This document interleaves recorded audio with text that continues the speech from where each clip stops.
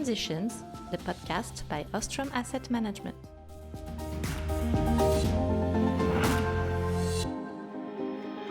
Hi, and welcome to this new episode of Transitions, the podcast by Ostrum Asset Management that delves into the ongoing economic, financial, and societal transformations, particularly those related to climate issues and corporate transitions.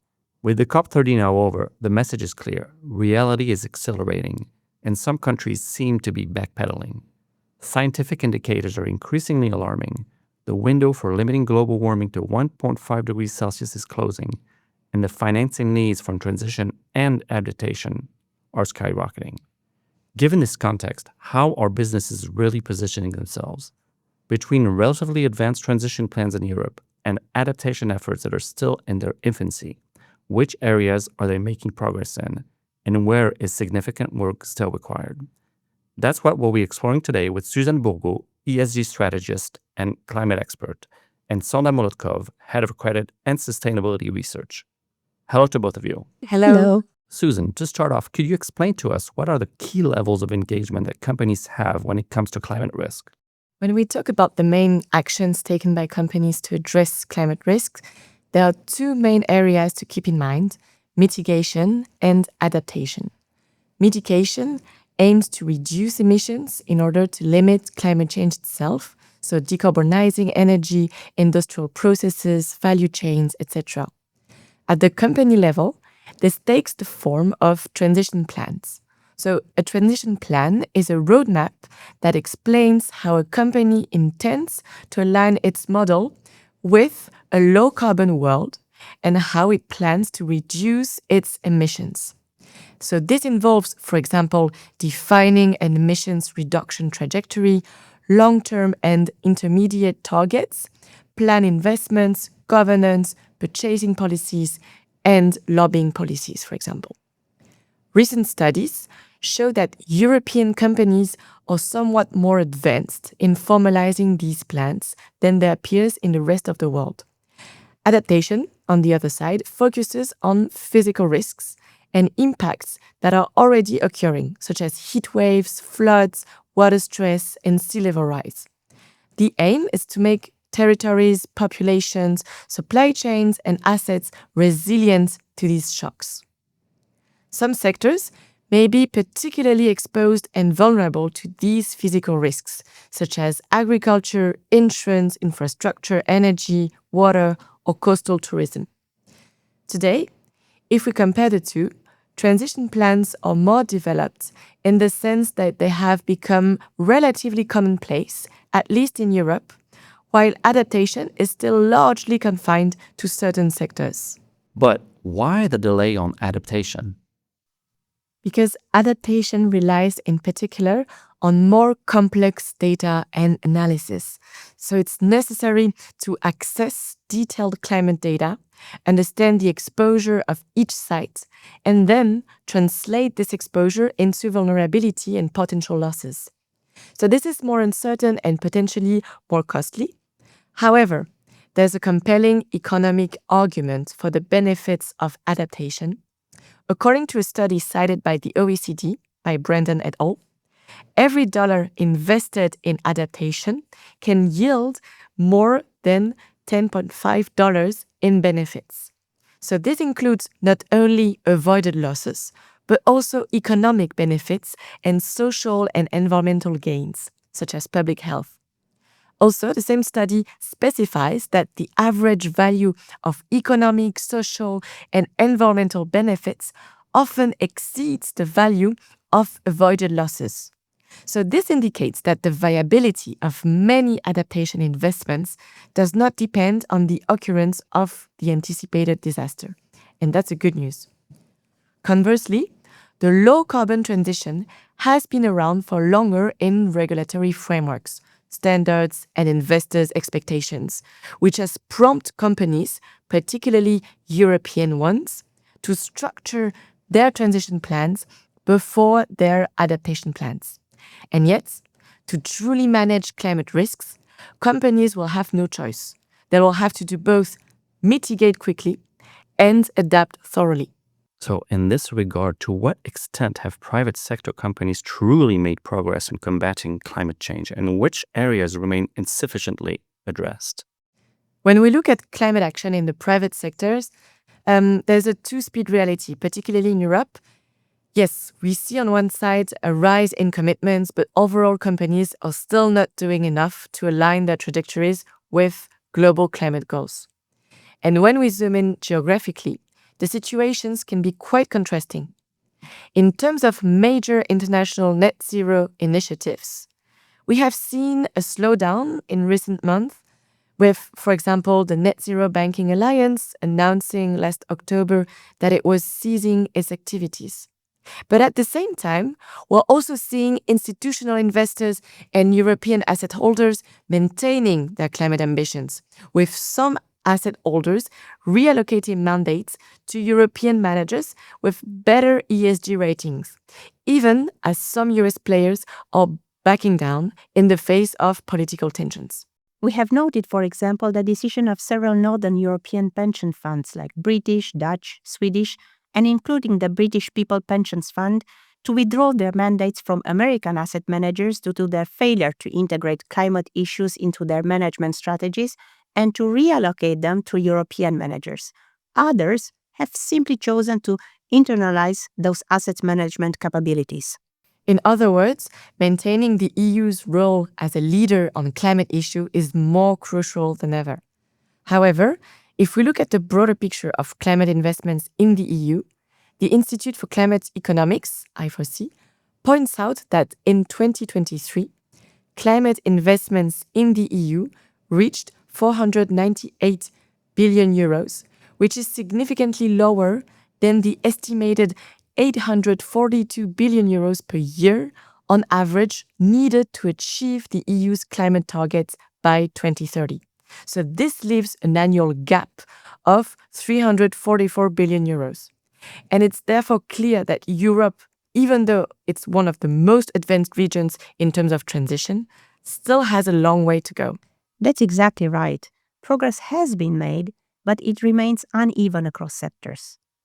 Out of the sample of 500 European companies, around two-thirds have kept their targets unchanged since 2023. Just under one-third, or 27%, have strengthened their commitments, often under the influence of the recommendations from the Science-Based Target Initiatives, and only 5% have lowered their decarbonization targets. However, these are companies in the high-emission sectors such as oil and gas, automotive, and aerospace.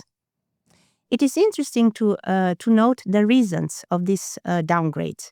Companies that reduce commitments often do not provide explanations, unlike those that improve their targets. Among those that do not provide explanations, however, we see rather varied reasons, like changes in their operational strategies driven by merger and acquisitions, and as well as a regulatory environment that is not yet stabilized and does not offer the necessary visibility to make large investments. Furthermore, not all target reductions are necessarily catastrophic. For example, one car manufacturer changed its target from 100% electric vehicle sales by 2030 to a range of 90 to 100% sales in the same time frame. In any case, we see these reversals as an opportunity to start a dialogue with companies that have reduced their targets. And if we return to the issue of adaptation, the situation is also worrying. There's currently a significant lack of preparation. Europe is already exposed to significant physical risks, heat waves, droughts, and above all floods, which pose a major risk, particularly for critical sectors such as real estate, infrastructure, and energy. And despite this, adaptation investments remain low today and are poorly measured. The Institute for Climate Economics points out, for example, that the lack of standardized data makes it impossible to accurately track private adaptation flows, but that current efforts are largely insufficient in view of the growing risks. And outside Europe, what is the situation like? In the United States, the climate dynamics of the private sector is very mixed. Committed companies can remain active, but the polarized political climate has led to setbacks, also via anti-ESG pressure. Furthermore, adaptation remains underfunded and fragmented. In Asia, the situation is also mixed. In terms of transition, we see that China, for example, is both the largest energy consumer and the largest emitter of greenhouse gases. But it's also the country that is developing and building renewable energy at an absolutely record pace. Today, China is installing more renewable energy than any other economy, suggesting that a large industrial economy can remain competitive while rapidly developing clean energy. At the same time, Asia is also facing a dramatic increase in physical risks, whether floods, heat waves, or water stress, even as the region remains highly dependent on coal. According to a recent study by the MSCI Institute and the Asian Investor Group on Climate Change, extreme weather events and other climate-related risks could cost listed electricity companies in the Asia-Pacific region approximately $8.4 billion per year in property damage and lost revenue by 2050. So that's a 33% increase from current levels. So taking a step back, private companies have undeniably made progress in taking climate change into account, but overall, and despite a few leaders, mainly in Europe, they are not doing their parts in terms of mitigation and adaptation.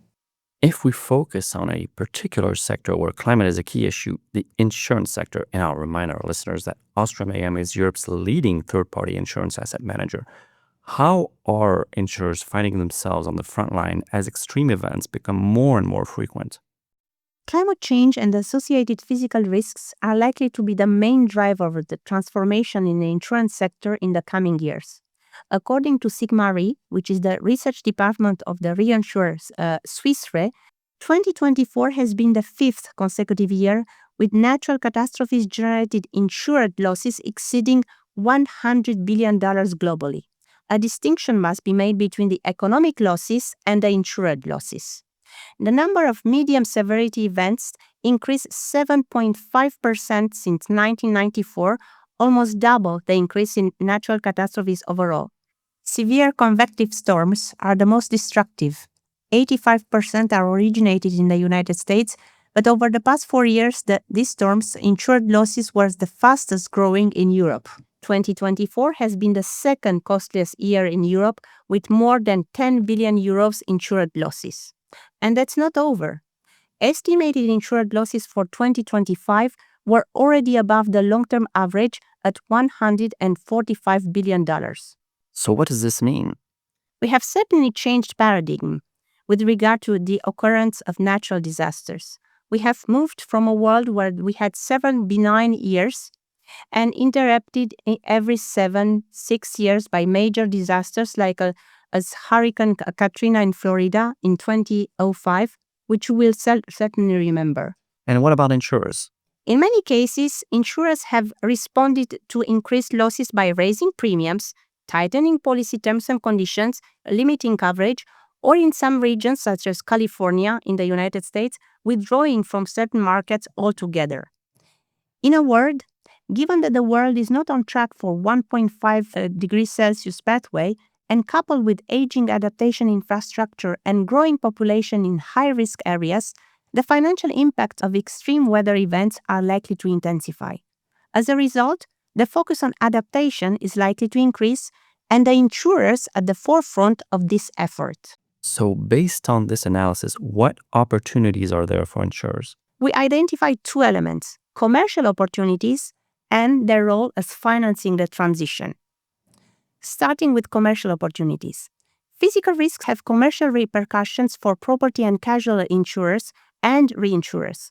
As certain risks become economically unsustainable solely based on the private sector, insurers and reinsurers will partner with governments to make insurance coverage affordable.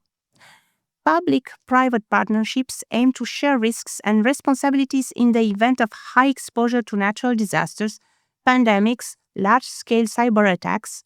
However, for this to happen, it is essential that policymakers understand and appreciate the value that insurance can bring to achieving win-win partnerships. Yet, this is not always the case, particularly in the emerging markets. Insurance companies' business models are evolving to include not only risk coverage, but also the advisory services for corporates looking to adapt business and projects. Risks that could become uninsurable due to an increase in natural disasters such as floods, storms and hail, or drought-on fires can become insurable again when insurers work with their corporate clients upstream even before the projects are built to help them meet insurability requirements. We have seen the largest European and global insurance companies set up advisory departments specifically to support clients' needs upstream in their value chain. Now turning to financing the transition. Given that the insurance sector owns 10% of global invested assets, their role in the financing the company's transition to a low-carbon business is crucial. That happens at several levels. First, insurance are looking to minimize the transition risks, owning assets which ultimately become stranded. Insurance exposure to carbon incentive industries is estimated at 13% of invested assets, lower than 19% for global banks. Life insurance naturally tend to have higher exposure, and the US life insurers, they have even higher exposure. Second, insurance companies, they pursue the dialogue with investees. Given their weight in the global financial services, insurers can increase pressure on carbon-intensive sectors and companies without credible carbon transition strategies by influencing their access to capital via responsible investment guidelines. And finally, there are transition opportunities. Insurers invest in green technologies which themselves support the economy overall transition to low carbon. Take the utility sector in Europe, for instance. Its transformation is at the heart of the energy transition. According to Repower EU, the financing needs for European electricity transmission and distribution networks will amount to just below 600 billion by 2030, leading to capex increasing ranging between 60 and 300% depending on the operators. Insurance companies will certainly be part of this financing. And from an asset management perspective, Sanda, how are physical and climate risk integrated by managers? This approach is quite similar to that taken by insurance companies, which in many cases are themselves clients of the asset managers. This process begins with a heightened awareness of the impacts that climate change can have on the financial and operational performance of the companies in which they invest. First, asset managers identify and assess climate-related risks. These include physical risks such as extreme weather events, but also risks associated with the transition to a decarbonized economy. 45% of the asset owners have committed to decarbonizing their investments. Asset managers have a major role to play as they are in charge in deploying that strategy. Asset managers do not simply incorporate these considerations into their own decision-making process. They also actively engage with the companies in which they invest to promote sustainability practices. This means that asset managers exercise active stewardship, meaning they engage directly with the companies in their portfolios to encourage them to adopt sustainable transition strategies. Another key aspect is the integration of climate risks in the provision of data and reports on environmental, social, and governance performance to their clients, the asset owners. For example, to cite just a North American example, the New York City Pension Funds, which manages just below $300 billion assets under management, they require their asset manager to submit with written plans on their decarbonization strategies. Finally, as Suzanne mentioned, European asset managers appear to be better positioned to navigate the still changing regulatory landscape of sustainability objectives and seem to have a competitive advantage over their US or Asian counterparts. This is due to their more advanced practices and the existence of dedicated regulatory frameworks, notably the Sustainable Finance Disclosure Regulation, or SFDR in Europe, and the Sustainable Disclosure Regulation, or SDR, in the United Kingdom. And what about Ostrum AM? Speaking for ourselves, Ostrum Asset Management fits perfectly into this dynamic. Firstly, We know the companies in which we invest on behalf of our clients, and understanding the sustainability issues is an integral part of our fundamental research process.